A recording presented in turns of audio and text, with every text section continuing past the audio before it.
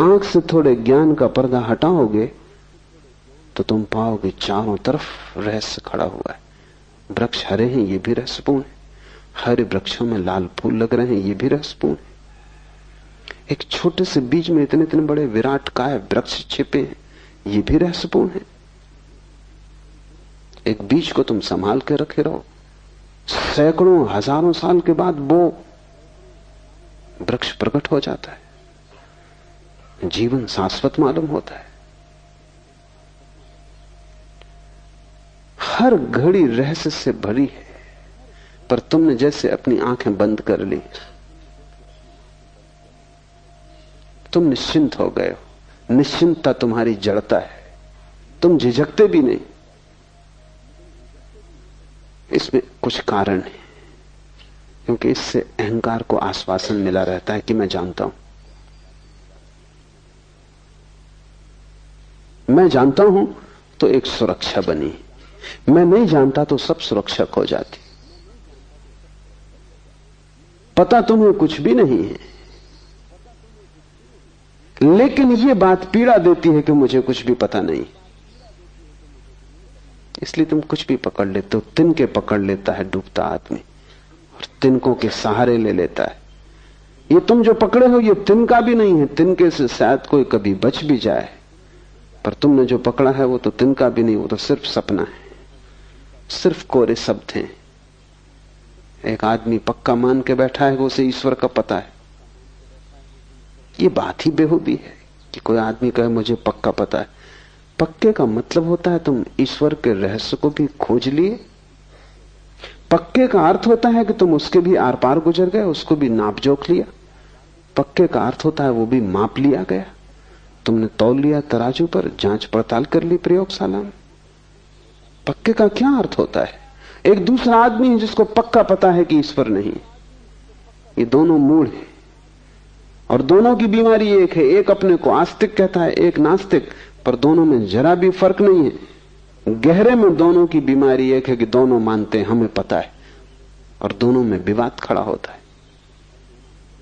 ज्ञान से विवाद पैदा होता है, विस्मय से संवाद पैदा होता है। जब तुम विस्मय से भरोगे तो तुम्हारे जीवन में एक संवाद आएगा। महावीर के पास कोई जाता और कहता है ईश्वर है, तो वो कहते हैं। कोई नास्तिक जाता और कहता है ईश्वर नहीं, तो वो कहते हैं कि नहीं है। कोई दोनों को न मानने वाला अज्ञेयवादी एग्नोस्टिक पहुंच जाता तो महावीर उससे कहते है भी और नहीं भी। बड़ी कठिन बात हो गई, क्योंकि हम चाहेंगे उत्तर साफ दो, सीधे दो, चाहे गलत हो लेकिन साफ चाहिए। और ध्यान रखें, ये जगत इतना जटिल है कि यहां साफ उत्तर गलत ही होंगे। यहां जो उत्तर विरोधाभासी नहीं है वो गलत होगा। यहां जो उत्तर अपने से विपरीत को भी समा लेता है वही सही होगा, क्योंकि जगत अपने से विपरीत को समाये हुए है। यहां जन्म भी है और मृत्यु भी है। यहां साफ सुथरा रास्ता नहीं है, यहां अंधेरा भी है और प्रकाश भी है, यहां शुभ भी है अशुभ भी है। यहां दोनों साथ साथ जी रहे हैं। यहां पापी और पुण्यात्मा अलग अलग नहीं है, दोनों साथ जी रहे हैं। दोनों एक ही सिक्के के दो पहलू हैं। परमात्मा दोनों को अपने में समाये हुए। अस्तित्व बड़ा है, वो कोई तर्क की कसौटी पर कटा हुआ नहीं है, अतर्क है। वहां दोनों एक दूसरे में मिले हुए हैं। ऐसा हुआ कि जुन्नैद ने एक रात प्रार्थना की परमात्मा से कि मैं जानना चाहता हूं इस गांव में कोई ऐसा आदमी है जो महापापी हो, क्योंकि उसको देखकर, उसको समझ के मैं पाप से बचने की कोशिश करूंगा। मेरे पास मापदंड हो जाएगा कि ये महापापी, इस जीवन से बचना। आवाज आई कि तेरा पड़ोसी। हैरान हुआ जुन्नैद। उसने कभी सोचा भी न था कि उसका पड़ोसी और महापापी साधारण आदमी था, काम धंधा करता था, दुकान चलाता था। महापापी का तो उसने सोचा भी न था। उसका तो ख्याल था कि महापापी होगा कोई रावण, महापापी कोई होगा कोई महादुष्ट शैतान। ये आदमी दुकान चलाता है, बाल बच्चे पालता है। बड़ी उलझन में पड़ गया। ये तो साधारण आदमी था, इसको तो महापापी कोई भी नहीं कहेगा। दूसरी रात उसने फिर प्रार्थना की कि ठीक, तू जो कहे ठीक, अब मुझे एक और मापदंड चाहिए कि इस गांव में जो सबसे बड़ा महात्मा हो, पुण्यात्मा हो, उसकी मुझे खबर दे दे। परमात्मा ने कहा कि वही आदमी वो जो तेरे पड़ोस में। जुन्नर ने कहा तू मुझे मुश्किल में डाल रहा है, मैं वैसे ही काफी मुश्किल में हूं, दिन भर उस आदमी को देखता रहा, ऐसा कुछ महापाप नहीं देखा, और अब और झंझट खड़ी हो गई। पुण्यात्मा भी वही है। तो आवाज आई, मेरी दुनिया में दोनों जुड़े, सिर्फ बुद्धि तोड़ के चीजों को देखती है। यहां बड़े से बड़े संत के पीछे भी छाया पड़ती, यहां बड़े से बड़े पापी के चेहरे पर भी रोशनी है। इसीलिए तो यह संभव होता है कि पापी चाहे तो संत हो जाए, संत चाहे तो पापी हो जाए। इतनी आसानी से बदलाहट इसलिए तो संभव है कि दोनों छिपे हैं एक में ही। अंधेरा और उजेला अलग अलग नहीं है, रात और दिन जुड़े हैं। तर्क तोड़ता है और साफ रास्ते बनाता है। तर्क ऐसे है जैसे कि तुमने एक छोटा सा बगीचा बना लिया हो, साफ सुथरा, कटा पिटा। जीवन जंगल की तरह है, वहां कुछ साफ सुथरा नहीं है, वहां सब चीजें एक दूसरे से उलझी। जो जीवन को समझने चला है उसे साफ कटे कटाए उत्तरों से बचने की क्षमता चाहिए। उनको पकड़ लेने में सुरक्षा है, क्योंकि तुम्हें आश्वासन हो जाता है कि ठीक मुझे पता है। जैसे तुम्हें लगता है मुझे पता है, तुम्हारी हिम्मत आ जाती, जिंदगी में चलने में भरोसा आ जाता है।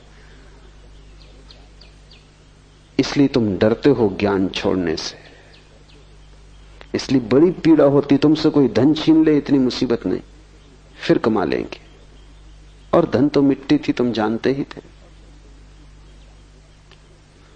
तुमसे कोई पद छीन ले कोई बड़ी चिंता की बात नहीं है, तुम खुद भी त्याग सकते हो।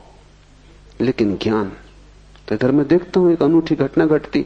एक आदमी समाज छोड़ देता है, गांव छोड़ देता है, घर छोड़ देता है, पत्नी परिवार छोड़ देता है, लेकिन अगर वो जैन था तो हिमालय पे भी जैन रहता है, हिंदू था तो हिंदू रहता है, मुसलमान था तो मुसलमान रहता है।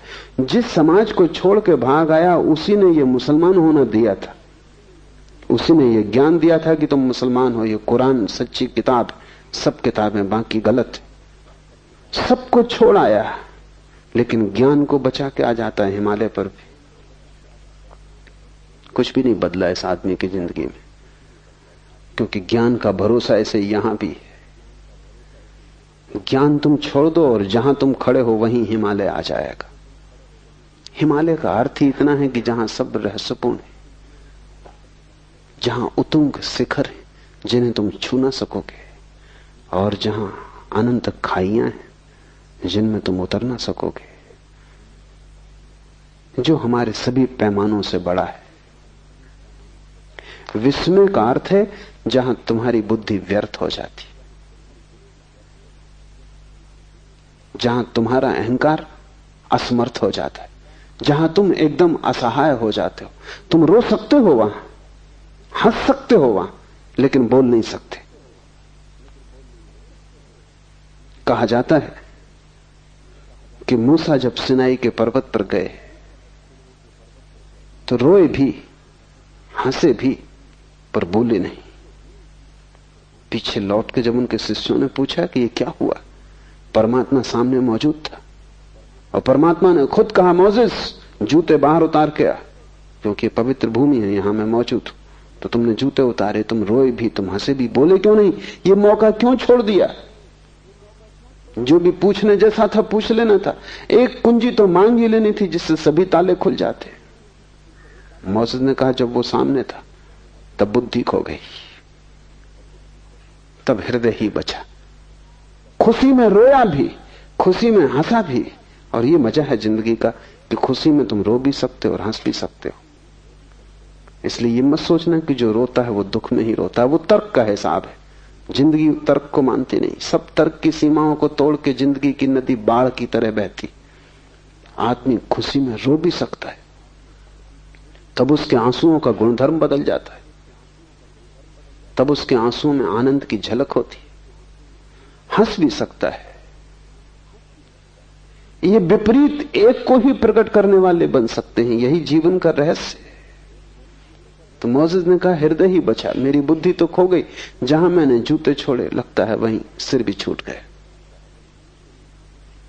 और मंदिर के बाहर जूते ही मत छोड़ना, सिर भी वहीं रखाना।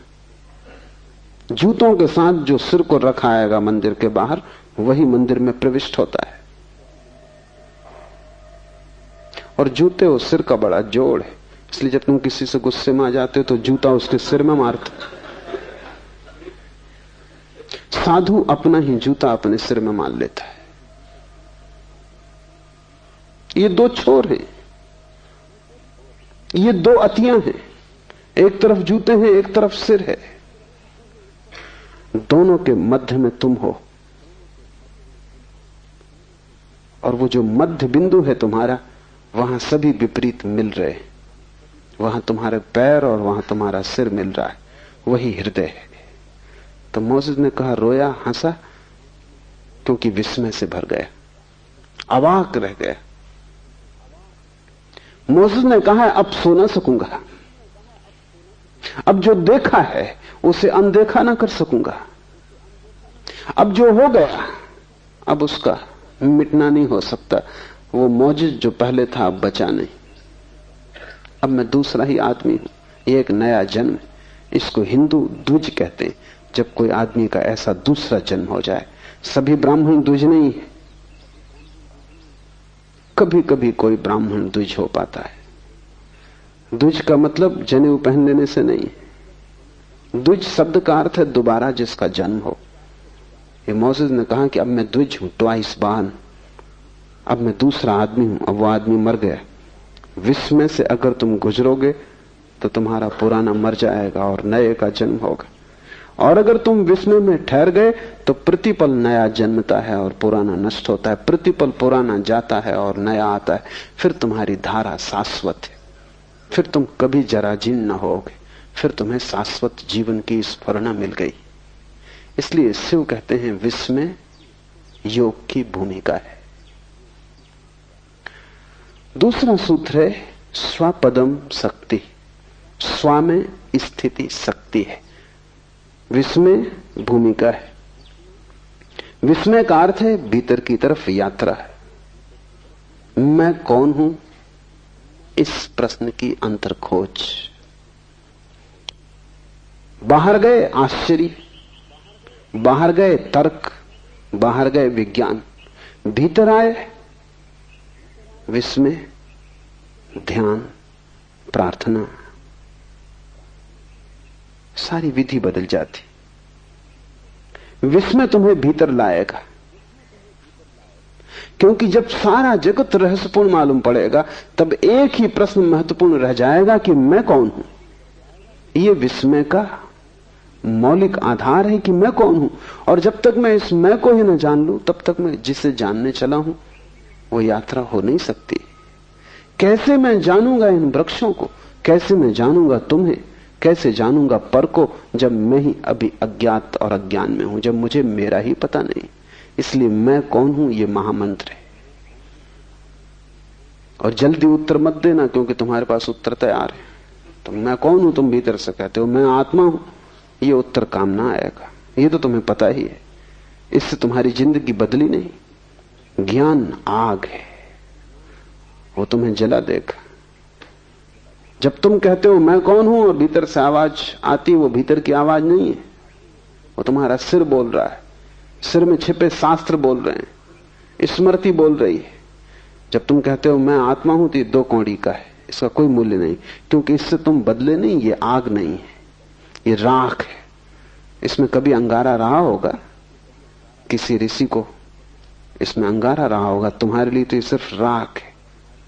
जिसके लिए अंगारा रहा वो तो खो गया इस जगत से, तुम राख को ढो रहे हो।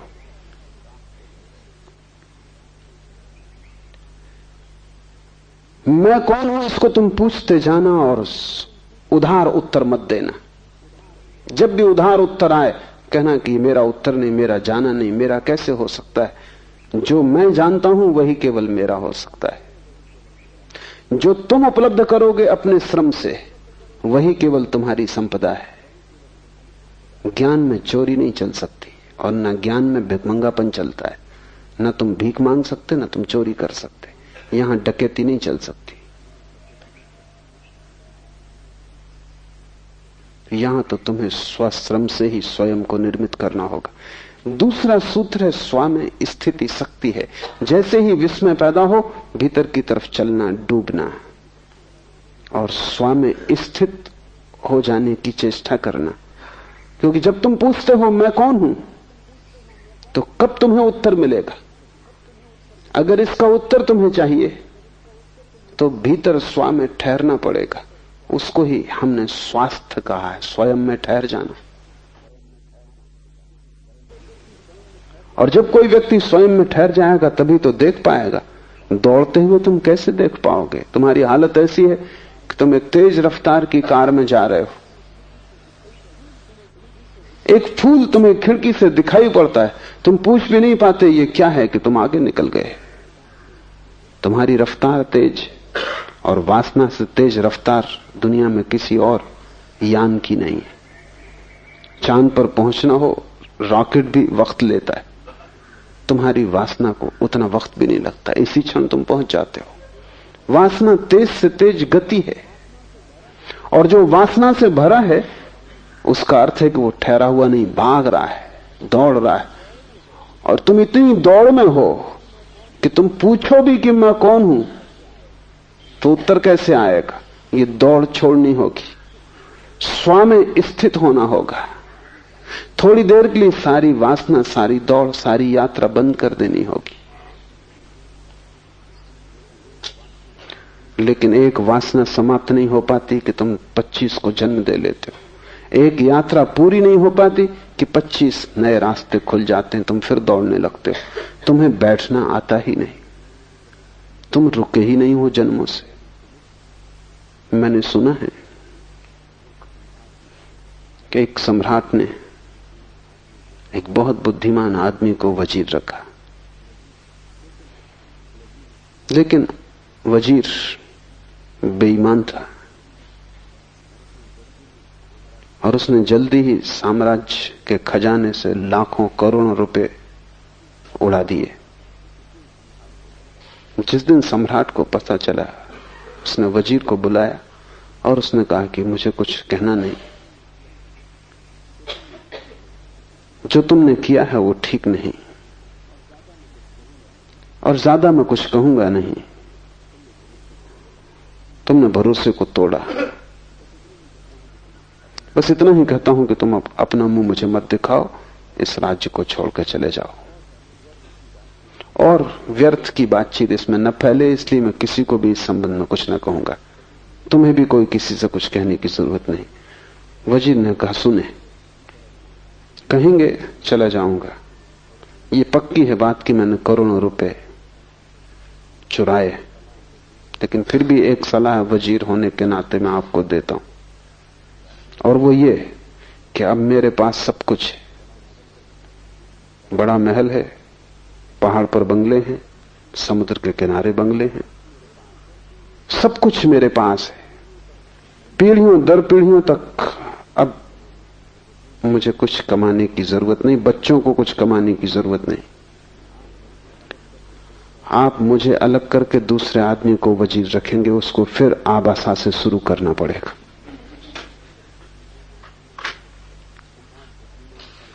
सम्राट बुद्धिमान था, उसकी बात समझ में आ गई।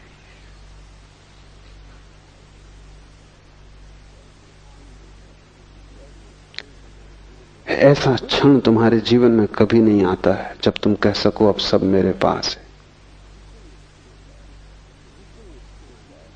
जिस दिन ये क्षण आ जाएगा उसी दिन दौड़ बंद होगी, अन्यथा तुम हर घड़ी आबासा से शुरू कर रहे हो। हर घड़ी नई वासना पकड़ लेती है, नया चोर आ जाता है, नया लुटेरा खजाना तोड़ने लगता है। और एकांत लुटेरा हो तो ऐसा भी नहीं है, बहुत वासनाएं, तुम एक साथ बहुत दिशाओं में दौड़ रहे हो, तुम एक साथ बहुत सी चीजों को पाने की कोशिश कर रहे हो। तुमने कभी बैठ कर यह भी नहीं सोचा कि उनमें से कई चीजें तो विपरीत हैं, उनको तो तुम पा ही नहीं सकते। क्योंकि तुम एक को पाओगे तो दूसरी खोएगी, दूसरी की पाओगे तो पहली खो जाएगी। मुल्ला नसरुद्दीन मरता था तो उसने अपने बेटे को कहा कि मैं तुझे 2 बातें समझा देता हूं, मरने के पहले तुझे कह जाता हूं, इन्हें ध्यान में रखना। 2 बातें हैं, एक ऑनेस्टी, ईमानदारी, और दूसरी है विस्डम, बुद्धिमानी। तो दुकान तू संभालेगा, काम तू संभालेगा, दुकान पे तख्ती लगी है। Honesty is the best policy, ईमानदारी सबसे अच्छी नीति है, इसका पालन करना। कभी किसी को धोखा मत देना, कभी वचन भंग मत करना, जो वचन दे उसे पूरा करना। बेटे ने कहा ठीक, दूसरा क्या है? बुद्धिमानी, उसका क्या अर्थ है? नसरुद्दीन ने कहा भूल के कभी किसी को वचन मत देना।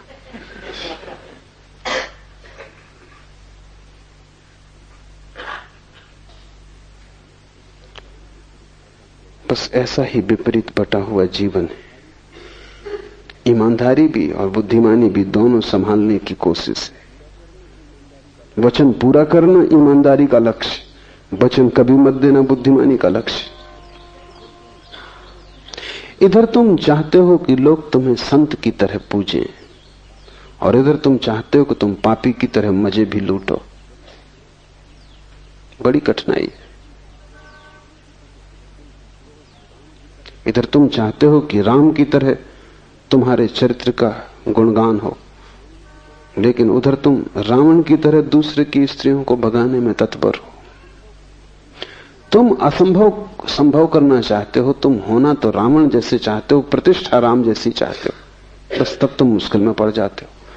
तब विपरीत दिशाओं में तुम्हारी यात्रा चलती है और अनंत तुम लक्ष्य बना लेते हो। उन सब में तुम बट जाते हो, टुकड़े टुकड़े हो जाते हो। जीवन के आखिर में तुम पाओगे कि जो भी तुम लेके आए थे वो खो गया।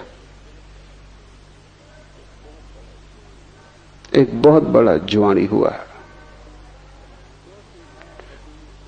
बहुत समझाया पति ने, परिवार ने, मित्रों ने, लेकिन सुना नहीं। धीरे धीरे सब खो गया। एक दिन ऐसी हालत आ गई कि सिर्फ 1 रुपया घर में बचा। पत्नी ने कहा अब तो चौंको, अब तो संभलो। पति ने कहा जब इतना सब चला गया और 1 रुपया ही बचा है तो आखिरी मौका मुझे और दे। कौन जाने 1 रुपये से भाग्य खुल जाए। जुआड़ी सदा ऐसा ही सोचता है। और फिर उसने कहा कि जब लाखों चले गए और अब 1 ही बचा, अब 1 के लिए क्या रोना धोना, और 1 रुपये चले जाएगा, कोई बचने वाला नहीं, लगा लेने तो दांव पे इस पे भी। पत्नी ने भी सोचा है कि अब जब सभी चला गया और 1 ही बचा है, 1 कोई टिकने वाला वैसे भी क्या है, सांझ के पहले खत्म हो जाएगा, तो ठीक है तू जा अपनी आखिरी इच्छा भी पूरी कर ले। जुआरी गया जुए के अड्डे पर, बड़ा चकित हुआ, हर बाजी जीतने लगा। 1 के 1000 हुए, 1000 के 10,000 हुए, 10,000 के 50,000 हुए, 50,000 के लाख हो गए, क्योंकि वो इकट्ठे दांव पे लगाता गया। फिर उसने लाख भी लगा दिए और कहा बस अब ये आखिरी हल हो गया सब, और वो सब हार गए। वो घर लौटा, पत्नी ने पूछा क्या हुआ, उसने कहा 1 रुपया चला गया। क्योंकि तुम वही खो सकते हो जो तुम लेके आए थे, लाख की क्या बात करनी। उसने कहा 1 रुपया खो गया, कोई चिंता की बात नहीं, वो दांव खराब गया। पर उसने ये बात न कही कि लाख हो गए थे। ठीक ही किया, क्योंकि जो तुम्हारे नहीं थे उनके खोने का सवाल भी क्या है। मरते वक्त तुम पाओगे जो आत्मा तुम लेके आए थे वो तुम गंवा के जा रहे हो, बस 1 खो जाएगा। बाकी तुमने जो गंवाया, जोड़ा, मिटाया, बनाया, उसका कोई बड़ा हिसाब नहीं है। अंतिम हिसाब में उसका कोई मूल्य नहीं। तुमने लाखों जीते हो तो भी मौत के वक्त तो वो सब छूट जाएंगे। हिसाब 1 का रह जाएगा, वो 1 तुम हो। और अगर तुम उस एक में ठहर गए तो तुम जीत गए। अगर तुम उस एक में आ गए, रम गए, उसके लिए शिव कह रहे हैं स्व में स्थिति शक्ति है। तुम दुर्बल हो, दीन हो, दुखी हो, उसका कारण ही नहीं कि तुम्हारे पास रुपए कम है, मकान नहीं है, धन दौलत नहीं है। तुम दीन हो, दुखी हो क्योंकि तुम स्वयं में नहीं हो। स्वयं में होना ऊर्जा का स्रोत है। वहां ठहरते ही व्यक्ति महा ऊर्जा से भर जाता है। जीसस से किसी ने पूछा कि मैं क्या करूं, मैं बहुत दीन हूं, गरीब हूं, दुखी हूं। जीसस ने कहा तू कुछ और मत कर, पहले परमात्मा के राज्य को खोज ले, से सब अपने आप पीछे चला आएगा। एक को खोज लेने से सब पीछे चला आता है, और एक को गंवा देने से सब गंवा दिया जाता है। वो एक तुम हो, और वही तुम्हारी संपदा है, क्योंकि उसी को लेके तुम आए हो। और आखिरी हिसाब में यही पूछा जाएगा कि जो तुम लेके आए थे उसे बचा सके या उसको भी गंवा दिया। स्व में स्थिति शक्ति है, स्वपदम शक्ति। अपने में ठहर जाना, महाशक्तिवान हो जाना। महाशक्तिवान तो तुम हो, लेकिन तुम ऐसे हो जैसे कि किसी बाल्टी में 1000 छेद हो और कोई कुएं से पानी भर रहा हो। पानी भरता हुआ दिखाई पड़ता हर बार, क्योंकि जब तक बाल्टी पानी में डूबी रहती बिल्कुल भरी रहती। जैसे ही बाल्टी पानी से ऊपर उठती तुम खींचना शुरू करते हो कि 1000 मार्गों से पानी गिरना शुरू हो जाता। जब तक बाल्टी ऊपर आती तब तक उसमें कुछ भी नहीं बचता। 1000 वासनाएं तुम्हारे 1000 छेद हैं, उनसे तुम्हारी ऊर्जा खोती है। जब तक तुम सपना देखते हो तब तक बाल्टी भरी है, जब तक तुम कामना करते हो तब तक बाल्टी भरी है। जैसे ही कामना को कृत्य में लाते हो, जैसे ही खींचना शुरू करते हो कुएं से बाल्टी को, जैसे ही सपने को सत्य बनाने की कोशिश करते हो, ऊर्जा खोनी शुरू हो जाती। हाथ आते तक बाल्टी हाथ आ जाती है, 1000 छेद हाथ में आ जाते हैं, पानी की एक बूंद नहीं आती, प्यास उतनी की उतनी रह जाती। हर बार जब खींचते हो बड़ा शोरगुल मचता है कुएं में, और लगता है पानी चला आ रहा है, तूफान आ रहा है, हाथ कुछ भी नहीं आता। हर बार तुम खाली हाथ लौटते हो, लेकिन वासना बड़ी अद्भुत है।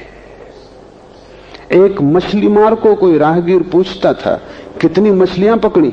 सांझ होने के करीब थी, सुबह से बैठा था बंसी को डाले। ये राहगीर कई बार वहां से निकला और देख गया था, आखिर उससे न रहा गया। उसने पूछा कितनी पकड़ी। उस मच्छी मार ने कहा जिस एक को मैं पकड़ने की अभी कोशिश कर रहा हूं ये, और अगर 2 और पकड़नी तो 3 होंगी। अभी पकड़ी एक भी नहीं है, जिसको पकड़ रहा हूं ये एक, और 2 और तो 3 होंगी।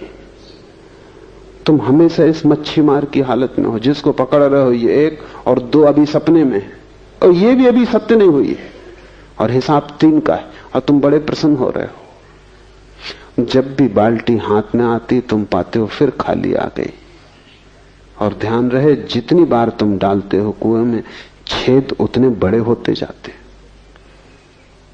इसलिए बच्चे प्रसन्न मालूम होते हैं, बूढ़े बिल्कुल उदास मालूम होते हैं, उनकी बाल्टी छेद ही छेद हो गई। कितनी बार डाल चुके, निकाल चुके, सब छेद बड़े हो गए, लेकिन फिर भी पुरानी आशा मरती नहीं। कभी तो भरी हुई आ जाएगी, क्योंकि भरी हुई दिखाई पड़ती है, फिर पानी गिरता हुआ भी दिखाई पड़ता है।